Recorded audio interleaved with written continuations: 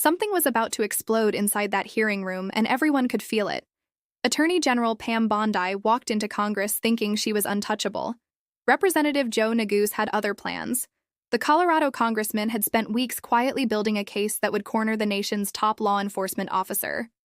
Nobody in that chamber was prepared for what was about to happen next. The air in the room shifted the moment Neguse rose from his chair.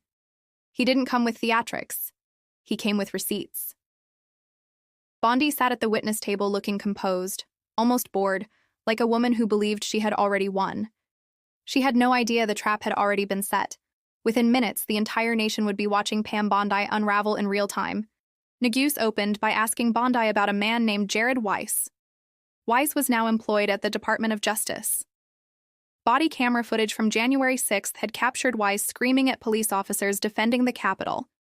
His voice was on film, urging violence against the very law enforcement he now worked alongside. Neguse showed the footage clearly and without embellishment. He let the video make his case before turning his full attention to Bondi. "That man works for you now, right?" Neguse asked, his voice controlled and deliberate. Every person in that chamber leaned forward waiting for her answer. Bondi stumbled. She claimed she didn't recognize who the congressman was talking about. When she finally confirmed that Weiss did work at the DOJ, the weight of that admission settled over the room. The nation's top law enforcement office had hired someone federally charged for crimes on January 6th. Neguse kept his composure and pressed forward. "This man was indicted on 2 felonies and 4 misdemeanors for his role in the Capitol attack," he stated. One of those charges involved forcibly assaulting and interfering with police officers. He now held a position inside the very institution meant to represent justice in America. Bondi tried to redirect by pointing to the presidential pardon. "He was pardoned by President Trump," she offered, as though a pardon erased the conduct or made the hiring defensible. Neguse was ready for that deflection. "He was pardoned for screaming at police officers," he replied calmly. "And yet you want every officer in America to believe this administration takes their safety seriously." That exchange landed like a hammer. Bondi had no clean response. The congressman then shifted gears, beginning the second phase of his questioning. He turned to the public integrity section of the DOJ's criminal division, known as PIN. PIN exists for one purpose: to prosecute corruption within the government itself. It is the last institutional line of defense when power attempts to shield itself from accountability. "Which presidential administration created PIN?" Neguse asked. It was not a trick question. It was a foundational one. Bondi didn't answer it. She pivoted instead to talking points about weaponization and partisanship. Neguse answered the question himself. "Gerald Ford created it after Watergate," he said, establishing the record before anyone could muddy it. Then he revealed the numbers that made the room go still. When Bondi took office, 35 people worked inside that critical unit. At the time of the hearing, 2 remained. That was not a restructuring. That was a systematic dismantling, executed quietly and without public explanation. Bondi attempted to respond, but Neguse was already moving to the next piece of evidence. He asked her directly about the National Cryptocurrency Enforcement Team. "How many people currently work for that team?" he asked. It was a simple factual question any department head should answer immediately. Bondi refused to answer it. She tried to talk around it, folded into a response about PIN, find any exit that avoided the truth. The reason she wouldn't answer was the reason that mattered most. The National Cryptocurrency Enforcement Team no longer existed. It had been eliminated entirely under her watch. Neguse made that explicit for the record. "She eliminated the team," he said directly, turning briefly toward the chairman. Then he gave the committee the reason why. The President of the United States had accumulated approximately $4 billion in cryptocurrency holdings over the preceding year. The enforcement unit that would have policed that industry had been disbanded while the president profited from it. Neguse laid that connection out in plain and deliberate language. That was the moment Bondi lost her composure. Whatever restraint she had carried into the hearing room shattered. She began talking over him, challenging his framing, trying to disrupt the flow of testimony with objections that had no procedural basis. The composed attorney general was gone. What replaced her was something rawer and more revealing. A public official cornered by documented facts had responded not with clarity but with frustration. The chairman tried to manage the disruption, but the dynamic of the hearing had already shifted permanently. Neguse remained steady throughout. His voice didn't rise, and his argument didn't waver even as Bondi's demeanor deteriorated. "I would urge you to gain control of this hearing, Mr. Chairman," he said with quiet authority. "What is happening at the Department of Justice is a disgrace." He yielded his remaining time and sat down. But the record he had built in those few minutes would outlast the hearing itself.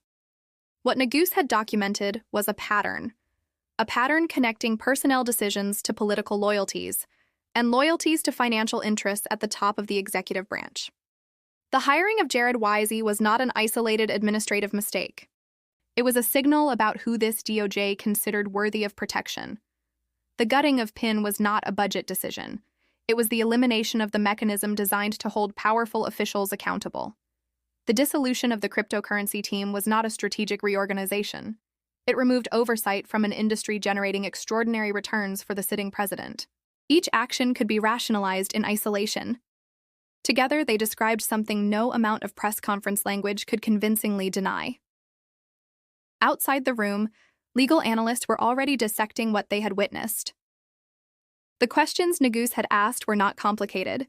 They were the most basic kind an oversight committee can pose.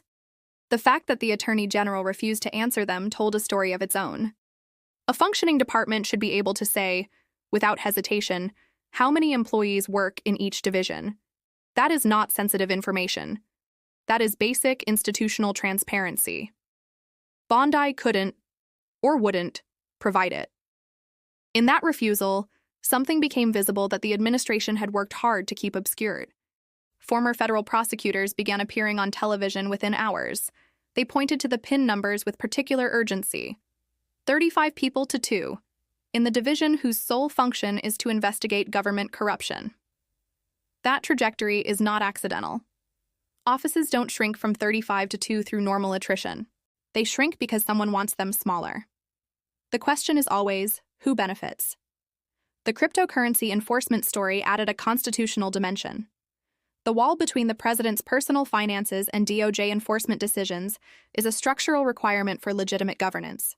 When that wall comes down, it corrodes public confidence in the rule of law. Neguse said it directly, and the evidence supported it. Bondi's allies moved quickly to call the exchange political theater. They argued Neguse was performing for cameras rather than conducting real oversight. But real oversight is exactly what it was. The questions were factual, the documentation was real, and the numbers were verifiable. If it looked dramatic, it was because the absence of answers was dramatic. Bondi's behavior made the questioning look more theatrical than it actually was. That is what happens when an official is caught without a defensible position. The absence of substance gets filled by noise. The American public has seen this pattern before. An official enters a high-profile hearing with confidence. A questioner with preparation begins to dismantle that confidence, fact by fact. The official must eventually choose, engage honestly, or retreat into deflection. Bondi made her choice. And that choice communicated something no official statement afterward could entirely undo. The hearing continued after Neguse yielded. Other members asked their questions and other topics were raised. But the story of that hearing, the one that would be replayed and analyzed for months, was the story Neguse had constructed in those few tightly built minutes. He had asked about a rioter hired into the DOJ. He had asked about a corruption office reduced to near nothing. He had asked about an enforcement team that disappeared while the president profited from its target industry. Bondi had answered none of those questions satisfactorily. In the space where answers should have existed, something became visible. The administration had worked hard to keep it obscured, and Neguse had put it on the record. The fit Bondi threw was not the response of someone wrongly accused. It was the response of someone caught by documentation, by numbers, by the transparency that hearings are designed to produce. Joe Neguse walked out of that room having done what legislators are supposed to do. He had held power accountable with evidence on the record in public. Whether that accountability produces real consequences, in courts, in elections, in reform, remains an open question. But the record was made. The American people now had a clearer view of what had been done in their name. That, ultimately, is what oversight is for. Not theater, not performance, not partisan points, accountability, Truth, the record.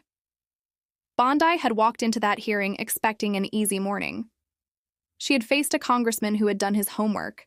She had expected deference. She had received documentation. She had prepared for political sparring. She had encountered specific, sourced, unanswerable facts. And when she had no answer for those facts, she had thrown a fit. The cameras caught every moment of it. That is the thing about congressional hearings. They are public. The words are permanent. The evasions are permanent. Joe Neguse put the truth on the record. Pam Bondi's refusal to answer it became part of that record, too. The American people were watching. They still are. And the questions that went unanswered in that chamber don't disappear when the gavel falls. They follow every decision the Department of Justice makes going forward. Who does the DOJ protect? Who does it pursue? Who benefits from what it chooses not to enforce? Those questions now have an uncomfortable amount of evidence behind them. That evidence was assembled and presented by one congressman, in one hearing, in a few deliberate and methodical minutes. Pam Bondi threw a fit. Joe Neguse took notes. The record speaks for itself.